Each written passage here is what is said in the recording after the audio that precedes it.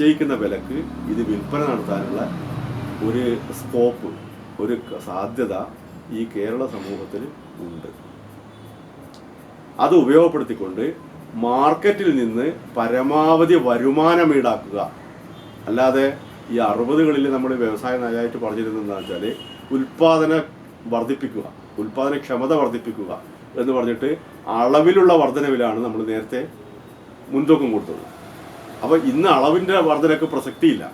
എന്തുകൊണ്ടാണെന്ന് വെച്ചാൽ കസ്റ്റമർ എന്ന് പറയുന്നത് ഓരോരുത്തരും അവരവരുടെ ഇഷ്ടത്തിനുള്ള സാധനം വാങ്ങും. അപ്പോൾ ഒരു പ്രത്യേക വെറൈറ്റിക്ക് ലക്ഷക്കണക്കിന് കസ്റ്റമേഴ്സ് ഉണ്ടാവില്ല. അതേ സമയത്ത് ഒരു കുടുംബത്തിൽ തന്നെ 5 ആളുള്ളതെങ്കിൽ 5 ആൾക്കും വ്യത്യസ്തമായ ആശയങ്ങളാണ് ഉള്ളത് ഈ തുണിയെ പറ്റിയുള്ള.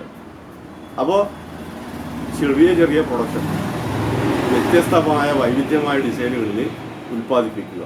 എന്നിട്ട് ഈ സംതൃപ്തമായ കസ്റ്റമർ അടുത്ത് നിന്ന് മാക്സിമം വരുമാനം നമുക്ക് ഉൽപ്പാദന മേഖലക്ക് കിട്ടത്തക്ക വിധത്തിലുള്ള ഒരു രീതിയിലേക്ക് നമ്മുടെ പ്രൊഡക്ഷനും മാർക്കറ്റിങ്ങും മാറണം എന്നുള്ളതാണ് 20 കൊല്ലമായിട്ട് ഇതിനോടെല്ലാം പറഞ്ഞുകൊണ്ടിരിക്കുന്ന കാര്യം. സാർ, അത് ആരുടെ ഇനീഷ്യേറ്റീവ് ആവണം എന്നാണ് സാർ വിചാരിക്കുന്നത്? അത് ഓരോ സൊസൈറ്റികളുടെ ആണോ, അല്ലെങ്കിൽ ഒരു ഗവൺമെന്റൽ പോളിസി ആണോ? എങ്ങനെയാണ് ആ ഇനീഷ്യേറ്റീവ് ഉണ്ടാവുന്നത്? ഇതെല്ലാം നടക്കണം.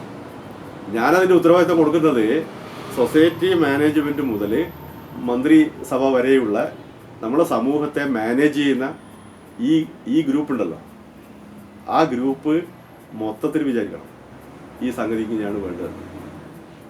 അതിന് പകരം ഇതൊരു പാവം പിടിച്ച വ്യവസായമാണ്, ഇത് കഷ്ടം പിടിച്ച വ്യവസായമാണ്, ഇത് പരമ്പരാഗത വ്യവസായമാണ്, ഇത് നശിച്ചു പോകേണ്ടതാണ്, അപ്പോൾ ആളുകളെല്ലാം നമ്മളെ ആളായതുകൊണ്ട് അല്പസ്വല്പ സഹായം കൊടുത്താൽ മതി എന്ന് ചിന്തിക്കുന്ന ഒരു സ്റ്റൈല് ആണ് അടുത്ത കാലം വരെ ഉള്ളത്. അപ്പോൾ ആ സ്റ്റൈലല്ല വേണ്ടത്.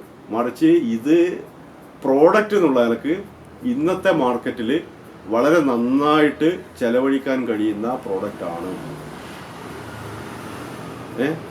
വില ഒരു പ്രശ്നമല്ലാത്ത ഒരു ജനവിഭാഗം ഇതിൻ്റെ കൺസ്യൂമറായിട്ടുണ്ട്. കേരളത്തെ സംബന്ധിച്ച് പറയുകയാണെങ്കിൽ 32% കുടുംബങ്ങൾ മാർക്കറ്റിലിറങ്ങുന്ന വസ്തുവകകൾ, അവർക്ക് ഇഷ്ടപ്പെട്ട വസ്തുവകകൾ ഏത് വിലക്കും വാങ്ങൽ കഴിവുള്ള ജനം ഈ കേരളത്തിലുണ്ട്. നമുക്ക് ആകെ വേണ്ടത് 20% കുടുംബങ്ങളുടെ പർച്ചേസേ വേണ്ടൂ. മനസ്സിലായല്ലോ? അപ്പോൾ ഈ നല്ല വാങ്ങൽ കഴിവുള്ള ജനങ്ങളുടെ ആ പർച്ചേസ് നമ്മുടെ വസ്ത്രമായാൽ നമ്മൾ രക്ഷപ്പെട്ടു. ഇതാണ് ഇതിൻ്റെ മന്ത്രം.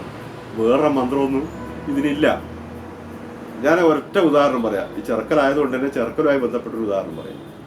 ഞാൻ കുറച്ച് വർഷങ്ങൾക്ക് മുമ്പ് ശാസ്ത്ര സാഹിത്യ പരിഷത്തിൻ്റെ പ്രവർത്തനത്തിൻ്റെ ഭാഗമായിട്ട് പുസ്തകം വിൽക്കാൻ വേണ്ടിയിട്ട്, പുസ്തകം പ്രചരിപ്പിക്കാൻ വേണ്ടിയിട്ട്, ശാസ്ത്ര പുസ്തകങ്ങൾ പ്രചരിപ്പിക്കാൻ വേണ്ടി ഇവിടെ ചിറയുടെ ചുറ്റുപാടുകളുമായിട്ട് വീടുകളിൽ കയറിയിരുന്നു. അപ്പോൾ നമ്മളെ സ്ക്വാഡ് ഒരു വീട്ടിൽ കയറുമ്പോൾ തന്നെ കാണുന്നത് അവർ യാത്ര കഴിഞ്ഞ് ആ വീട്ടിൽ പ്രവേശിച്ചതേ ഉള്ളൂ. അപ്പോൾ അവിടെ കാണുന്ന മേശവിരി എന്ന് പറയുന്നത് കണ്ണാടി പറമ്പിൽ നെയ്ത മേശവിരിയാണ്, കൈത്തറിയിൽ നെയ്തെടുത്ത മേശവിരിയാണ് ആ വീട്ടിൽ മേശക്ക് വിരിച്ചിട്ട് കാണുന്നു. ഞാൻ എന്നിട്ട് അവരോട് ചോദിച്ചു, പുസ്തകം എല്ലാം കാണിച്ചതിന് ശേഷം ഞാൻ അവരോട് ചോദിച്ചു, നിങ്ങളിത് എവിടെ നിന്നാണ് വാങ്ങിയെന്ന് ചോദിച്ചു. അപ്പോൾ അവർ വാങ്ങിയത് ദുബായ് ഫെസ്റ്റിവലിൽ നിന്നാണ്. അപ്പം ഞാനിത് കന്നഡ പ്രമേയമുണ്ടാക്കിയത് ഞാൻ എന്തുകൊണ്ടാണ് പറയുന്നത്? നമ്മുടെ വീടിൻ്റെ അടുത്ത് എഴുത്തുകാരനുണ്ട് ഇത് ഉണ്ടാക്കുന്നത്, ഞാൻ മാസങ്ങൾക്ക് മുമ്പ് ഞാൻ കണ്ടിരുന്നു. മനസ്സിലായല്ലോ? അപ്പോൾ ഞാനിവിടെ കാണുന്നു. അപ്പോൾ അവർ ദുബായ് ഫെസ്റ്റിവലിൽ നിന്ന് ഇത് വാങ്ങുമ്പോഴോ ലേബലിൽ എത്രയാണെന്ന് പൈസ അതിൽ മറ്റേ ഇതടിക്കലാണല്ലോ,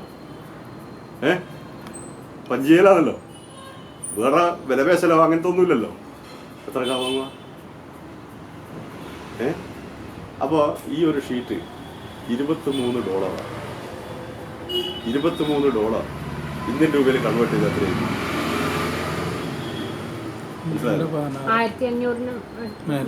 ഒന്നില്ലേ? അപ്പോൾ ഇതാണ് മാർക്കറ്റ് ഇന്നത്തെ. അപ്പോൾ ഞാൻ പറയുന്നത് തൊട്ടടുത്ത് ഇങ്ങനൊരു സൊസൈറ്റി ഉണ്ടാവുന്നു? ഈ കൺസ്യൂമറെയും ഈ സൊസൈറ്റിയെയും തമ്മിൽ എന്തുകൊണ്ട് ബന്ധിപ്പിക്കാൻ കഴിയുന്നില്ല?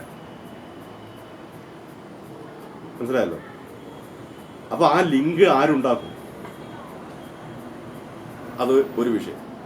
മറ്റൊരു വിഷയം, നമുക്കിവിടെ പിന്നെ ധാരാളം മുസ്ലിം കുടുംബങ്ങളുണ്ടല്ലോ. എത്ര ദരിദ്ര മുസ്ലിം കുടുംബമായാലും അവിടെ കല്യാണം നടക്കുമ്പോൾ പിയാപ്പിളക്ക് വേണ്ടിയിട്ട്